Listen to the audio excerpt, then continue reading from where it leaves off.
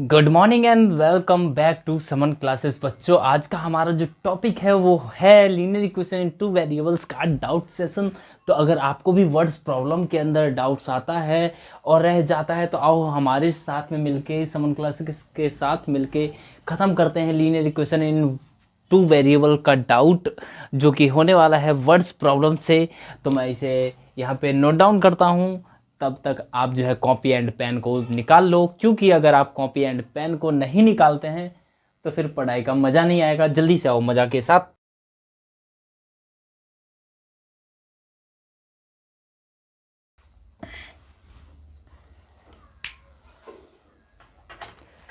Question तो आप लोगों ने देख लिया होगा। चलो एक बार पढ़ते हैं कि क्वेश्चन क्या रहा है। 2 men and 5 boy can finish a piece of work in 4 days। मतलब 2 लड़के, 2 आदमी और 5 लड़के मिलके किसी काम को 4 दिन में खत्म करते हैं। अगेन उसके बाद कह रहा है while 3 men and 6 boy can finish it in 3 days। उसी जगह पे 3 आदमी और 6 लड़के मिलके उसी काम को 3 दिन के अंदर खत्म करते हैं।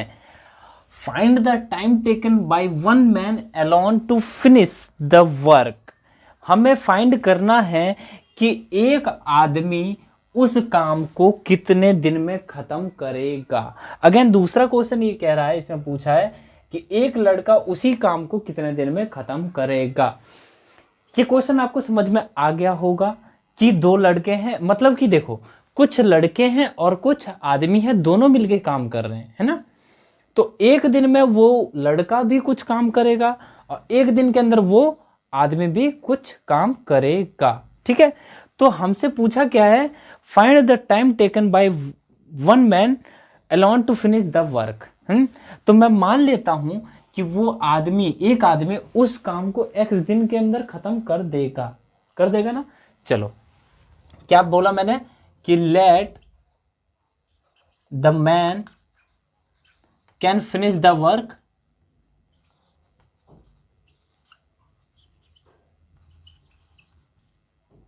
इन कितना दिन, x day.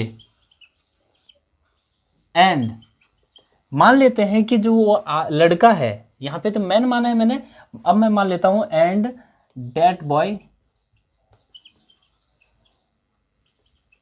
Can finish same work in y days। देखो हमने क्या माना है कि वो जो आदमी है वो आदमी x दिन के अंदर काम खत्म कर देगा, वहीं पे वो जो लड़का है वो y दिन के अंदर काम खत्म कर देगा।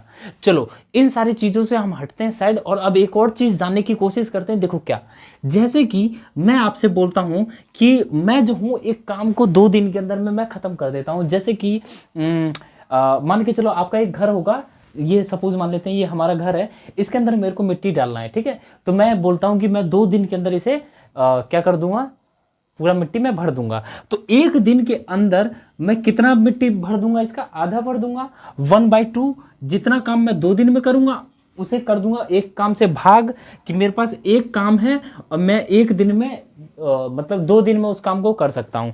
अगर मैं कहता हूं कि 10 दिन में मैं उसी काम को कर सकता हूं, ठीक है, देखो फिर से 10 दिन में मैं काम कर सकता हूं सेम काम, तो मेरे पास काम है एक, तो मैं एक दिन में कितना काम करूंगा तो उसका 1/10 भाग कर दूंगा, तो क्या हो जाएगा 1/10। मैं एक दिन में कितना काम करूंगा 1/10। तो अगर मैं उसी जगह पे ये बोलता हूं कि मैं किसी काम को x दिन में करूंगा, क्या करूंगा बच्चों, x दिन के अंदर, तो एक दिन में कितना काम करूंगा मैं 1/x। तो अगर मैं कहता हूं 1 डे 1 man 1 डे वर्क, है ना, 1 man's 1 डे वर्क, तो ये क्या होगा आप ही बताओ। तो क्या ये 1/x पार्ट उस काम का 1/x पार्ट नहीं होगा, होगा ना, अभी जिस हिसाब से हमने समझा है। अगर मैं इसी जगह पे आपसे कहता हूं कि 1 boys 1 डे वर्क, तो ये क्या हो जाएगा 1/y, होगा कि नहीं होगा? चलिए, ये चीज तो आपको आ चुका होगा समझ के अंदर। तो अब जो है आपको जानना है कुछ आगे की चीजें। वो जानने से पहले आप एक बात बताओ कि आपसे क्या बोल रहा है कि दो आदमी हैं और 5 लड़के हैं, किसी काम को 4 दिन में खत्म करते हैं, है ना? तो 2 आदमी एक दिन में कितना काम करेगा? अगर मैं कहूं कि 2 men and 5 boys 1 day work, 2 लड़के का और 2 आदमी का और 5 लड़के का एक दिन का काम क्या रहा होगा? तो इधर देखो फिर से, 2 लड़के थे और 5 आदमी थे, 2 आदमी थे और 5 लड़के थे। मैं बार बार उल्टा कहता हूं आपसे, 2 men and 5 boys थे, ठीक है, जो कि उस काम को 4 दिन में खत्म कर रहे थे। तो यही कुछ लोग मिलके उस काम को एक दिन में 1/4 पार्ट तो खत्म कर देंगे। तो एक दिन में वो कितना काम कर देंगे बच्चों? 1/4, है ना? और रही बात 2 men's की, तो 2 men's, एक आदमी जो है 1/x काम करता है ना? तो 2 आदमी कितना करेगा? 2/x, यही करेगा कि नहीं? प्लस ये लड़के भी हैं, तो 5 लड़के हैं, एक लड़का जो है 1/y पार्ट करता है, तो 1/y हो जाएगा। और यहाँ पे 5 लड़के हैं तो 5 गुना हो जाएगा, यहाँ पे 1 के जगह हम लिख सकते हैं 5। और ये जो होगा इक्वल हो जाएगा किसके? 1/4 के। क्यों?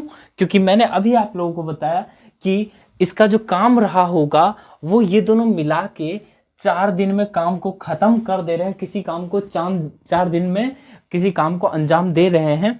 तो एक दिन में उसका 1/4 पार्ट ही तो रहा होगा जो कंप्लीट हुआ होगा, है कि नहीं? यस और no?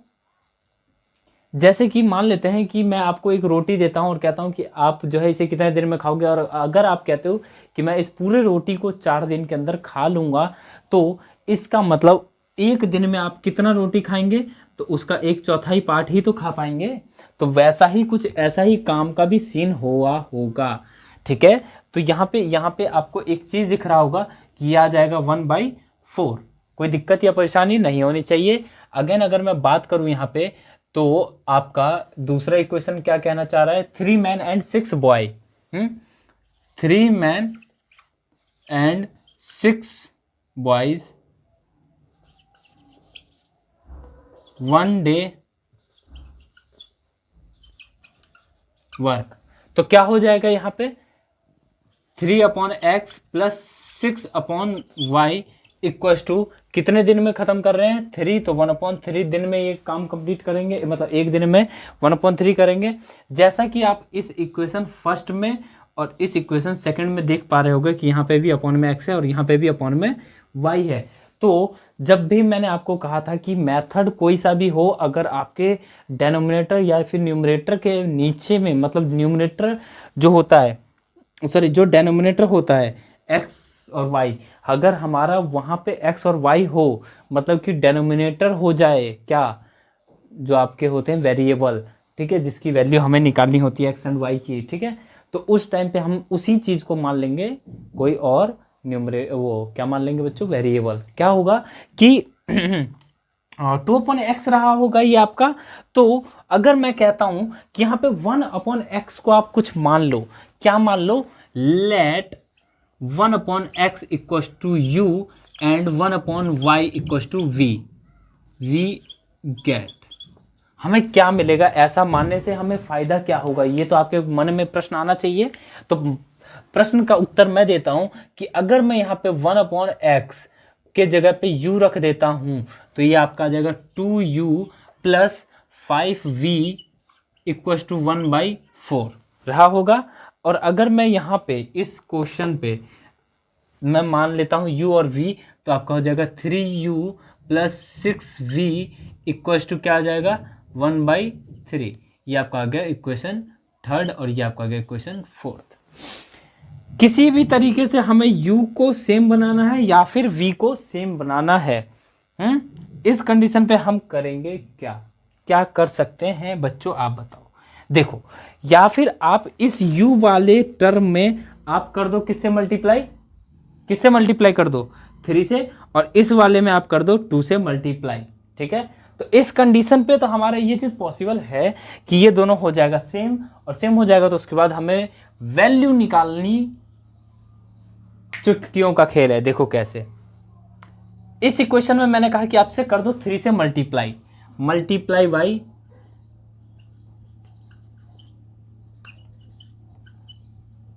In equation third, equation third के अंदर मैं मल्टीप्लाई कर दूंगा किससे, 3 से, तो ये आपका हो जाएगा 3 2 जा 6u प्लस 3 से मल्टीप्लाई करूंगा तो 5 3 जा 15 v इक्वस टू ये आपका आ गया 3/4। ठीक है, आप इसका नाम दे सकते हैं इक्वेशन नंबर 5, एंड ये आपका है 3u प्लस 6v, और ये है आपका जो भी है ना। आप इसमें क्या करेंगे 2 से मल्टीप्लाई, तो यहाँ पे लिखेंगे multiply by 2 in equation fourth we get, हमें क्या मिलेगा अब 3 2 जा 6u प्लस 6 2 जा 12v इक्वस टू यहाँ पे आ जाएगा आपका 2/3। ये अब आपका इक्वेशन 6। अब आपको करना क्या है, इक्वेशन फिफ्थ में से इक्वेशन सिक्स को कर दो माइनस, क्यों, क्योंकि यहाँ पे भी 6u है और यहाँ पे भी 6u है, और मेरे को कर देना है खत्म, क्योंकि मेरे को v की वैल्यू चाहिए, अभी चाहिए। देखो क्या करूँगा, इक्वेशन फिफ्थ माइनस करूँगा इक्वेशन सिक्स, तो हमें क्या मिलेगा v गेट, हमें क्या मिलेगा अब मैं वही लिखने वाला हूँ। तो लिखने से पहले अगर आपको पता होगा तो ये ख़त्म हो गया, 15v माइनस 12v हो जाएगा। ठीक है, 15v minus 12v equal to ये आ गया आपका 3/4 माइनस 2/3। ओके, अब देखो यहाँ पे आपका गया 3v इक्वल्स टू ये आपका गया 9 माइनस 8/12। कोई दिक्कत, 3v इक्वल्स टू ये क्या आ गया बच्चों 1/12, v की वैल्यू आपकी आ गई 1/36। v हमने माना था, बाद में देखेंगे। ठीक है, पहले हमें निकाल लेना है किसकी वैल्यू, किसी भी में पुट कर दो, थर्ड में पुट कर दो, फोर्थ में कर दो, फिफ्थ में कर दो या सिक्स्थ में कर दो, और हमें निकाल लेना है किसकी वैल्यू, u की वैल्यू। तो मैं मान लेता हूं कि मैं इसमें पुट करना चाहता हूं, फोर्थ में करता हूं। ठीक है, क्योंकि ये मेरा ना कट रहा है यहाँ पे, जो है ना इक्वेशन कॉम्प्लिकेटेड बन जाएगा, और कॉम्प्लिकेशन मैं चाहता नहीं, इसीलिए मैं v की जो वैल्यू है इस फोर्थ में पुट करूंगा। Put v equals to 1/36 in equation किसमें, फोर्थ वी गेट, हमें क्या मिलेगा बताओ जी, क्या मिलेगा 3u प्लस 6v है ना, तो 6 इंटू 1/36 इक्वल्स टू 1/3। इस 6 से 36 खत्म हो गया 6 टाइम्स।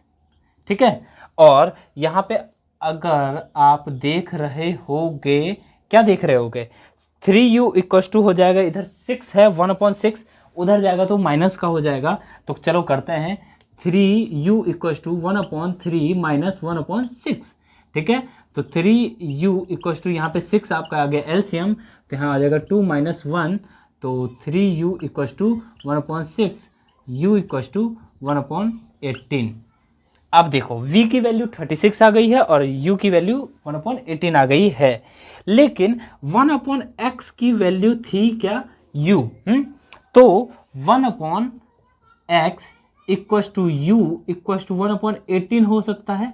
तो x की वैल्यू आपकी 18 आ सकती है कि नहीं, कोई दिक्कत या परेशानी नहीं होनी चाहिए आप लोगों को। अच्छा जी, और 1/y की जो वैल्यू थी क्या थी बच्चों, y की वैल्यू v, और v की वैल्यू अभी हम लोगों ने निकाला है 1/36। ठीक है, तो y की वैल्यू आपकी आ गई 36। इसमें भी कोई दिक्कत या परेशानी आपको नहीं होनी चाहिए।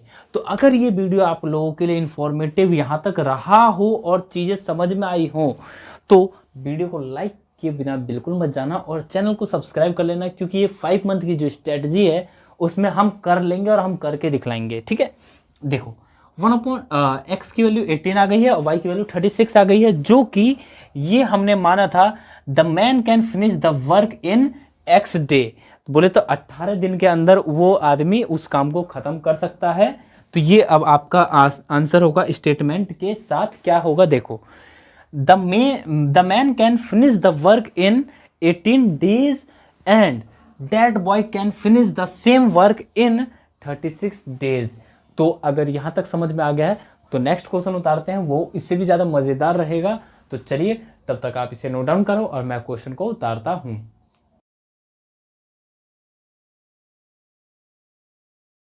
देखो यार, बात सीधी सीधी है, कुछ लिखा होगा इसके ऊपर में, जैसा कि आप देख पा रहे हो यहाँ पे कुछ ना कुछ शब्दों में कुछ लिखा होगा, एक कहानी सी लिखी होगी, उसके अंदर में कुछ से कुछ होगा कि वो उससे बड़ा है, वो उससे छोटा है, ये है ये है। हमें डरने का नहीं है। फर्स्ट पॉइंट अभी नोट कर लो आप लोग कि आपको क्वेश्चन को 3 बार कम से कम पढ़ने का है, ठीक है? समझ में आया? देखो मैं पढ़ के दिखलाता हूं कैसे।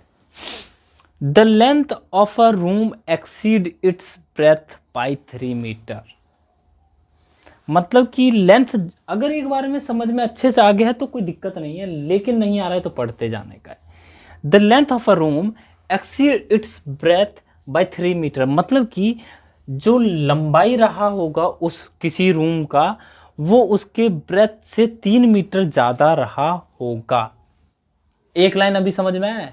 2 बार पढ़ा है मैंने, देखो ऐसे ही पढ़ना है आपको भी। उसके बाद if the length is increase by 3 metre, यहीं तक रुको। अगर लेंथ को मैं इंक्रीज कर दूं 3 मीटर, मतलब कि लेंथ को मैं 3 मीटर बढ़ा देता हूं तो, and breadth is decrease by 2 metre, और ब्रेथ जो है उसे 2 मीटर घटा देता हूं, कुछ ना कुछ लंबाई चौड़ाई रहा होगा, एक्स एंड वाई मान लेते हैं अभी, ठीक है?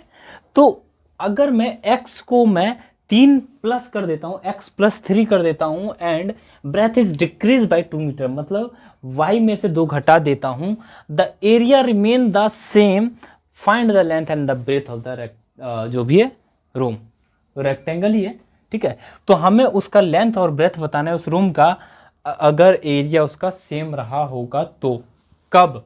जब मैं लंबाई को बढ़ा देता हूं 3 मीटर और चौड़ाई को बढ़ा देता हूं, घटा देता हूं 2 मीटर। यहां तक आप लोगों को समझ में आया होगा, आगे आ ना? चलिए शुरू से शुरू करेंगे, शुरू तरीके से शुरू करेंगे और ऐसे शुरू करेंगे जैसे कि आज के बाद आपको कभी दिक्कत ना हो, और हर वो वीक स्टूडेंट भी ये चीज को रिलेट कर पाएगा कि कैसे कर रहे हैं, ताकि उसे भी समझ में आए, ठीक है? मेरा ये मानना है कि आप इस हिसाब से पढ़ेंगे तो 110% आप लोगों को कभी वर्ड्स प्रॉब्लम में डाउट आएगा ही नहीं, ठीक है? तो उसी हिसाब से करने का कोशिश कीजिए, उसी हिसाब से आप अपना पढ़ाई को फास्ट करिए। ऐसा नहीं है, मैं स्लो नहीं कह रहा हूँ, इसी चीज़ को मान के चलो, अगर हमने इसी चीज़ को पढ़ा भी है तो हमें टाइम कितना लगा है, आप ही की बात सोच के देखो कि आपको टाइम लगा कितना। ज़्यादा से ज़्यादा 3 लाइन का क्वेश्चन है, तो अगर मैंने 3 बार भी कह रहा हूँ कि आप पढ़ो तो 3 मिनट लगेगा, या सुन लो 3 मिनट अगर लग जाता है तो कोई ज़्यादा नहीं है। उसके बाद ईजी, उसके बाद उस क्वेश्चन को करने में आपको बहुत आसान लगेगा। उसके बाद आप पढ़ तो जल्दी लेंगे, ठीक है? पढ़ तो आप मान लो लेट लिए, लेकिन उसके बाद हो बहुत जल्दी जाएगा और जो गलतियां होती है वो नहीं होंगी। तो चलिए शुरू करते हैं इस क्वेश्चन को। क्या कह रहा है? The length of a room exceed its breadth by 3 metre, मतलब और लेंथ और ब्रेथ की बात की जा रही है किसी रूम की। तो मैं अगर कहता हूं कि मैं मान लेता हूं किसी रूम का जो लेंथ एंड ब्रेथ है वो कुछ एक्स एंड वाई रहा होगा, ठीक है? तो मान लेते हैं let the length and breadth of the room Vx metre and y metre. मान लिया कि जो उस रूम का जो लेंथ है और ब्रेथ है वो रहा होगा x metre and y metre. कोई दिक्कत या परेशानी नहीं होनी चाहिए। अब हम पहले लाइन पे जाएंगे, ये रहा हमारा पहला लाइन। क्या कह रहा है? The length of a room exceed its breadth by 2 metre, मतलब कि ये रहा आपका लेंथ और ये रहा आपका ब्रेथ। ठीक है, क्या है, length of a room exceed its breadth by 2 metre. ये इसका जो लेंथ है इसके ब्रेथ से 2 मीटर ज़्यादा है। मतलब अगर मैं 3 मीटर ज़्यादा है, अगर मैं इसमें 3 जोड़ देता हूं तो अब ये बराबर रहे होंगे, यस और नो। इक्वेशन फर्स्ट का नाम दे सकते हैं अगर आप चाहें और आपकी अनुमति हो तो अगर x minus y equals to 3 लिखना चाहूँ और इसे इक्वेशन फर्स्ट लिखना चाहूँ, तो अगर आपकी अनुमति हो ना हो तो आप कमेंट करके ज़रूर बताएं कि आपकी अनुमति नहीं है, तो मैं इसे मिटाऊंगा। ठीक है, चलिए उसके बाद यहाँ तक तो आपको समझ में आ गया होगा इजी तरीके से। कोई टिपिकली मैं समझाता ही नहीं हूँ, मैं ऐसा कुछ बोलता ही नहीं हूँ जो आपको समझ में ना आए, और ऐसा कुछ मैं कहता ही नहीं हूँ जो आप कर ना सकें। देखिए उसके बाद कह रहा है if the length is increase by 3 metre, मतलब कि आपका जो लेंथ मैंने माना था x मीटर को, तो वो इंक्रीज हो गया 3 मीटर से, है ना। ठीक है, again if the length is increase by 3 metre and breadth is decrease by 2 metre, और जो ब्रेथ है y वो 2 मीटर घट गया। ठीक है, the area remain the same. Area of rectangle की अगर हम बात करें तो वो क्या होता है, लेंथ इंटू ब्रेथ, है ना।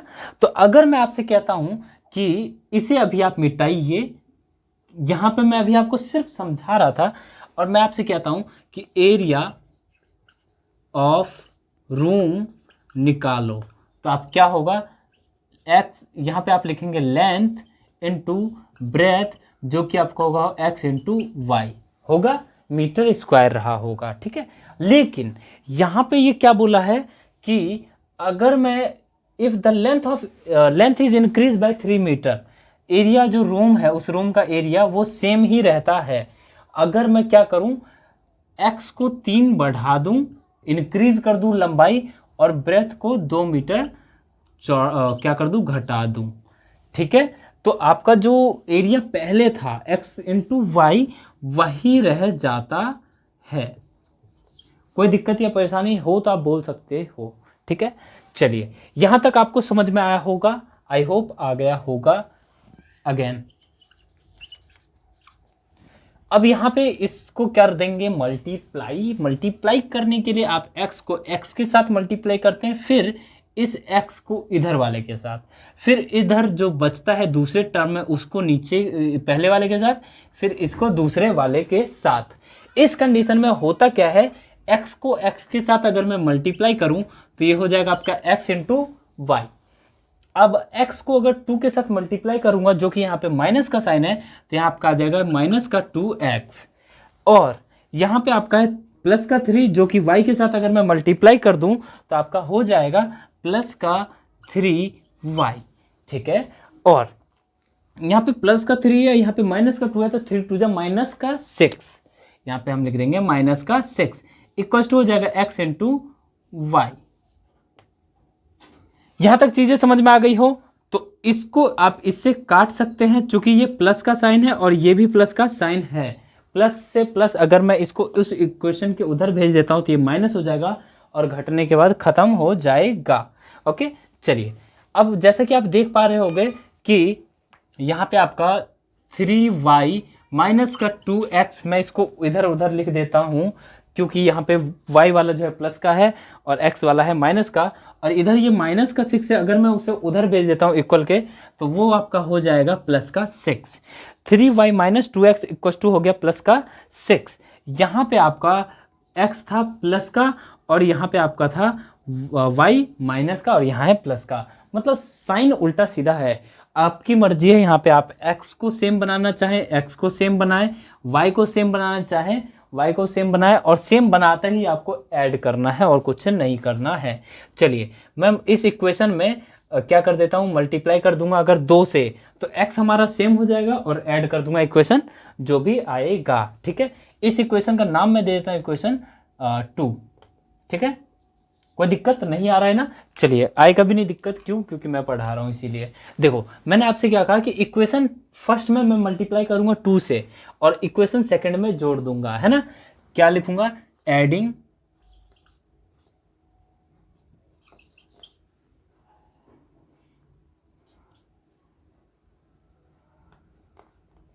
Adding by equation second to the multiple of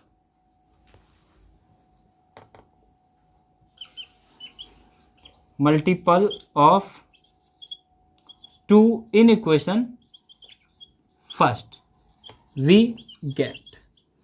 देखो इस इक्वेशन को तो हम एज इट इज उतार देंगे 3y minus 2x equal to 6 और इस इक्वेशन में कर देंगे हम मल्टीप्लाई किस से 2 से, तो ये आपका हो जाएगा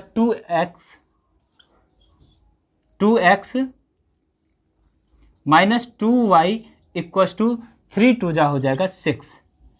जैसा कि आप देख पा रहे हो ये x से x वाला खत्म और 3y में से 2y घट जाएगा, चूंकि ये आपका प्लस का साइन है और ये आपका माइनस का साइन है, प्लस माइनस होता है माइनस, तो ये आपका आ गया y इक्वल टू हो जाएगा 6। तो y की वैल्यू आपकी आ चुकी है 6, y की वैल्यू आपकी आ चुकी है 6। क्या आ चुका है बच्चों? y equal to 6। जैसा कि y की वैल्यू 6 आ चुका है तो अब इस कंडीशन पे हम करेंगे क्या, सिंपल से उठाएंगे और इसमें कर देंगे पुट। चलो जी, put y equal to 6 in equation first we get. अगर मैंने y की वैल्यू इस इक्वेशन में पुट कर दिया तो हमें क्या मिलेगा आप ही बताओ। यहाँ x रखा है तो x तो मिलेगा ही मिलेगा, 6 है तो यहाँ पे माइनस का 6 equal to 3, x equal to हो जाएगा 3 प्लस 6, बोलो तो x इक्वल टू हो गया 9। x की वैल्यू भी आ चुकी है एंड y की वैल्यू भी आ चुकी है। तो length and breadth of the room क्या रहा होगा, सीधे लिखेंगे show the required length and breadth of the room is, क्या रहेगा, लेंथ जो है आपका मैंने माना था x और x की वैल्यू आपकी आई है 9 मीटर एंड ब्रेथ मैंने माना था y जो कि है 6 मीटर। अब अगर आपको इसे करना है चेक, तो चेक करने का सिंपल सा तरीका, जो भी स्टेटमेंट दे रखा है स्टेटमेंट में जाएं, स्टेटमेंट में जाने के बाद आप उसे x एंड y की वैल्यू वहाँ पुट करें, पुट करने के बाद आपको कुछ नहीं करने का है, सिंपल से आपका आ जाएगा आंसर। अगर आपको वीडियो पसंद आया हो तो वीडियो को लाइक और चैनल को सब्सक्राइब करना बिल्कुल मत भूलना। मिलते हैं फिर नेक्स्ट वीडियो में, तब तक के लिए bye bye, tata, take care, thanks for watching Suman classes. और ऐसे ही डाउट्स नेक्स्ट वाला भी जो वीडियो पार्ट रहने वाला है वो आपके लिए बहुत ही इंपॉर्टेंट रहने वाला है 10th क्लास की जर्नी के लिए। तो 5 मंथ की स्ट्रैटेजी में अगर अभी तक आप लोग इन्वॉल्व नहीं हुए हैं तो वीडियो को चैनल को सब्सक्राइब करके उसमें इंक्लूड हो जाएं ताकि आप तक वीडियो जल्द से जल्द पहुँच सके। Bye bye.